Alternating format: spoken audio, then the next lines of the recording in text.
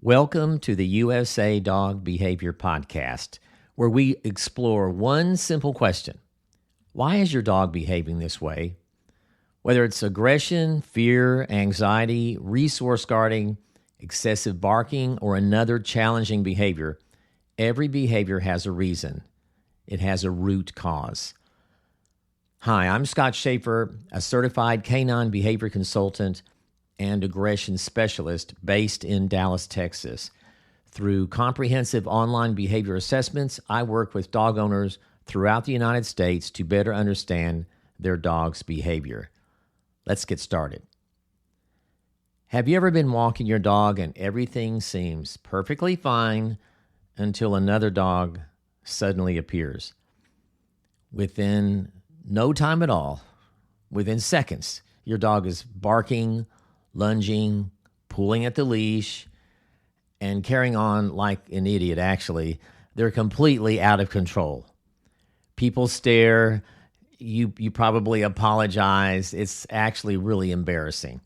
Maybe you've even started avoiding certain streets or walking at odd hours because it's become so stressful for you to walk your dog when they see other dogs. You didn't sign up for this. Isn't owning a dog supposed to be fun? If that sounds familiar, you're certainly not alone. Believe me when I say that. In fact, barking and lunging at other dogs is the most common reason people contact me initially. Today, we're going to answer a simple question. Why does my dog bark at other dogs? The answer is probably not what you think. One of the biggest misconceptions I hear is that owners believe the barking itself is the problem. It's actually not. One of the things I tell nearly every client is this: the barking isn't the problem, it's information. It's information about what's going on in your dog's head. Think about that for a second. The barking is simply your dog's way of telling us that something emotional is happening inside their head, and that something that's happening is not really good. If we spend all of our time trying to stop the barking without understanding why it's happening, we're treating the symptom instead of the problem or the root cause. That's never a recipe for long-term success when it comes to dog behavior, or anything else really for that matter. Many dog professionals use the term leash reactivity to describe this behavior, and that's perfectly fine. It describes what you're seeing, but I also think that term sometimes causes owners to stop asking the most important question: why is my dog doing this? The answer to that will tell you what needs to be addressed in your dog. The why. Why is my dog doing this? Animal behavior science tells us that the most common reason for dog-to-dog reactivity, that is, dogs barking at other dogs, is actually fear. That surprises people. Owners tell me, Scott, he looks anything but afraid. When my dog is going crazy at another dog, the last thing I would think is that they're afraid. Exactly. Fear doesn't always look fearful. Think about that for a second. I love that expression. Fear doesn't always look fearful or doesn't always look like fear. Fear has many different ways of presenting itself in dogs and in humans too, if you think about it. About 95% of dog reactive dogs, that is, dogs that react when they see other dogs, bark, growl, or lunge at other dogs when they see them on a walk, versus the other 5% which try to run away. So if your dog is one of those dogs that sees another dog and starts to bark, growl, lunge, pull very aggressively, you're in the top 95%. Okay, that's what dogs do. Most dogs do. But what are these behaviors trying to accomplish? Well, they're trying to accomplish distance. If barking causes another dog to move away or just move along, at least from your dog's perspective, the strategy worked. Your dog's fear is reduced. In other words, the dog barked at the other dog. The dog moves along, moves down the street as it would anyway, but in your dog's mind, they're thinking, oh, look how well that's working in getting the dog to go away. The scary thing left. Here's a part of this equation that almost everyone misses. After your dog barks, lunges, growls, and another dog walking by, your dog sits in that moment thinking how well that strategy worked, as we just talked about. Barking, growling, lunging scared the scary dog away. I'm going to keep doing that. This is called reinforcement, and it's why these behaviors almost always get worse over time. Let's think about this for a second. Imagine someone who's afraid of snakes. When they see one, they don't usually walk toward it. They try to create distance in any way possible and as quickly as possible.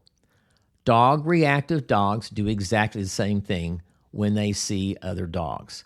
Now, that doesn't mean every dog that barks at other dogs is fearful. Some become frustrated and bark like this and growl and lunge because the leash prevents them from greeting another dog, maybe even in a friendly way. They get very frustrated because they can't go meet their buddy.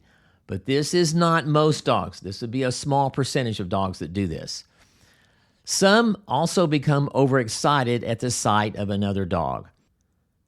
That's exactly why every reactive dog deserves an individual assessment. But know this, the vast majority of dogs that do this are doing it from fear. They are afraid of the other dog and they want it to go away. The barking may look similar. The reasons behind it can be completely different for some dogs. Before we continue, can I take a second to tell you how I help dog owners dealing with serious behavior problems like this?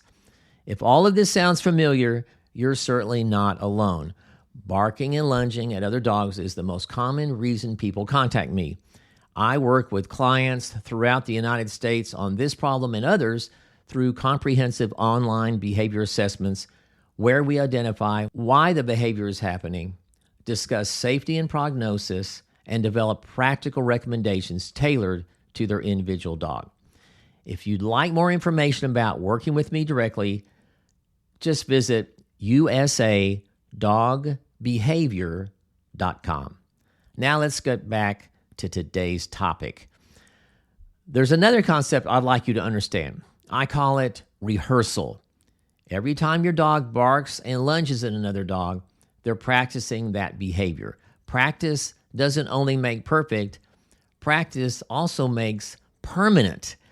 The more opportunities your dog has to rehearse barking, lunging, and exploding at other dogs, the more automatic that behavior can become. It's called habit strength and further complicates the treatment of this problem. Dogs become more experienced in responding to other dogs, but in the wrong way, unfortunately. One of the goals of behavior modification is reducing opportunities to rehearse this unwanted behavior while simultaneously practicing a new, more healthy response for your dog. One mistake I see fairly often is owners becoming focused on just stopping the barking, growling, lunging itself. They yell, they jerk the leash, they use punishment of different types. Sometimes it almost appears to kind of work in the moment, at least temporarily. But let's think about this. If your dog is barking because they're genuinely worried about another dog, what happens if something unpleasant occurs every single time another dog appears? Very often, the fearful emotional response gets worse.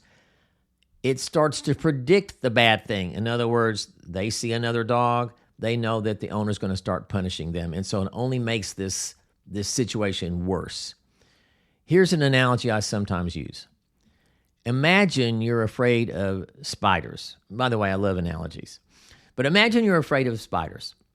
Now imagine someone shocks you every time you see a spider. Would you become less afraid of that spider? I doubt it. You'd likely become even more anxious because spiders predict something unpleasant. Dogs can learn in much the same way, can and do learn in much the same way. That's why legitimate behavior professionals are almost always more interested in changing the underlying emotional response in your dog than simply suppressing the outward behavior. In short, if the dog becomes less fearful of other dogs, all these symptoms, barking, growling, lunging, go away. Fortunately, we have very good behavior modification techniques available to address this and do this.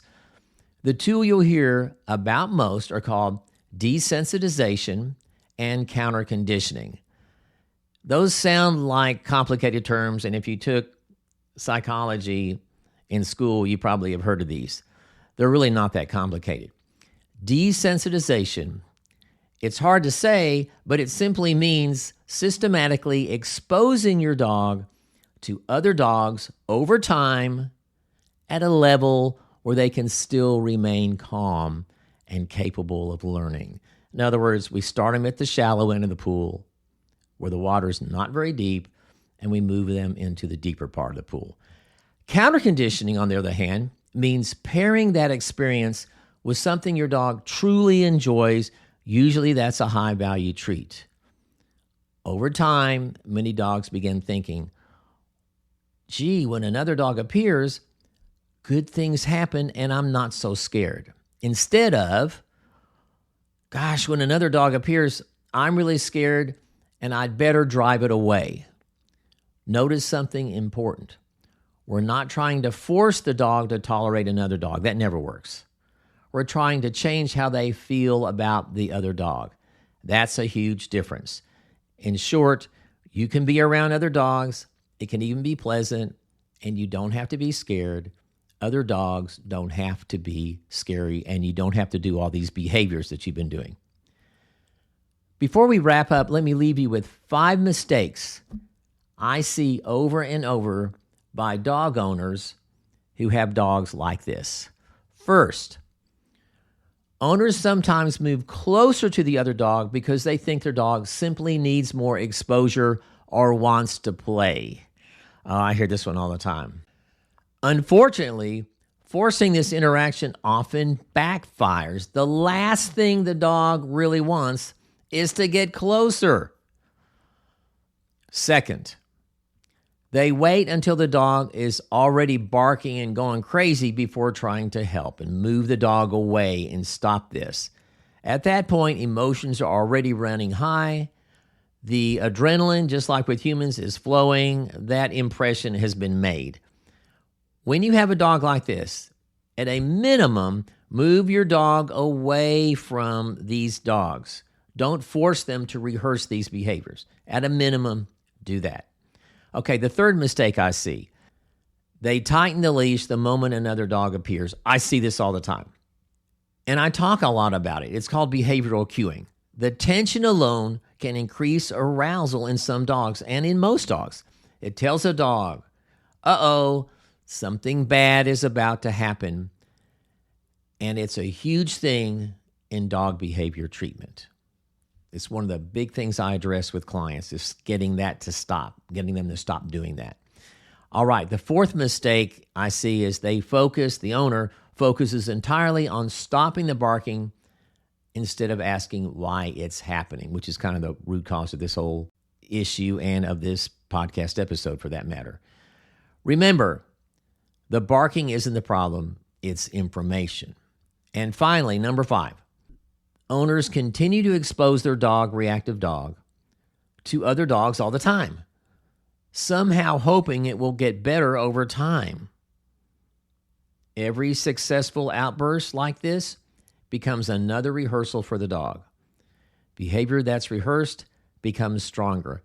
Dogs do not grow out of this. I have seen thousands of dogs over my career that are dog reactive. I don't know if I've ever seen one that just kind of grew out of it. It's not that kind of thing. The behavior reinforces the behavior as we talked about earlier. All right, what did we talk about today? Let's review, let's recap. If there's one thing I'd like you to remember from today's episodes, it's this. Don't become fixated on the barking. Become curious about the reason behind it. Your dog isn't trying to make your walk miserable. They're communicating something. They're communicating, most likely, their fear. When we understand what they're trying to tell us, we finally are in a position to help them. Sometimes that's a relatively straightforward process. Other times it requires a more detailed behavioral assessment and treatment plan. Almost all of these cases can be improved with treatment, proper treatment, as long as the owner this is important, is patient, has realistic expectations, and is committed to helping their dog. Obviously, the longer the dog has been doing this behavior, the bigger the hill is to climb, the harder it's going to be, which suggests that if your dog is showing early signs of this, even if they're 7, 8 months old, get help. Real behavior change always begins by understanding the why. Let me just mention before we go today, you can find additional articles, videos, podcast episodes, and information about my nationwide online behavior assessment services by visiting usadogbehavior.com. Almost all the material on my website is free. If you found today's episode helpful, I'd appreciate it if you could subscribe, leave a review, and share the podcast with someone who has a dog that could benefit from it. That helps more dog owners find the show and supports the work that I do. Until next time, remember, your dog's behavior always has a reason. Find the reason, and you're much closer to finding the solution. I'm Scott Sheaffer.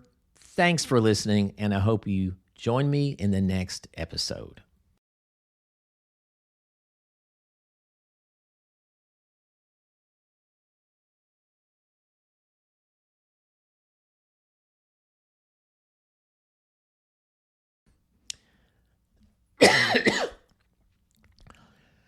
Unfortunately, forcing this interaction often backfires. The last thing the dog really wants is to get closer.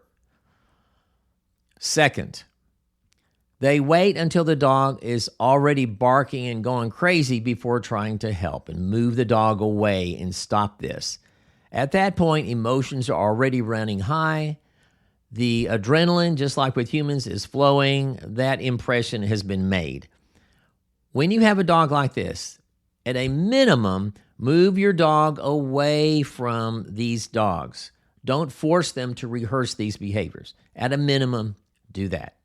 Okay, the third mistake I see, they tighten the leash the moment another dog They tighten the leash the moment another dog appears. I see this all the time. And I talk a lot about it. It's called behavioral cueing. The tension alone can increase around about 95% of dog reactive dogs. That is, dogs that react when they see other dogs. Bark, growl, or lunge at other dogs when they see them on a walk. Versus the other 5%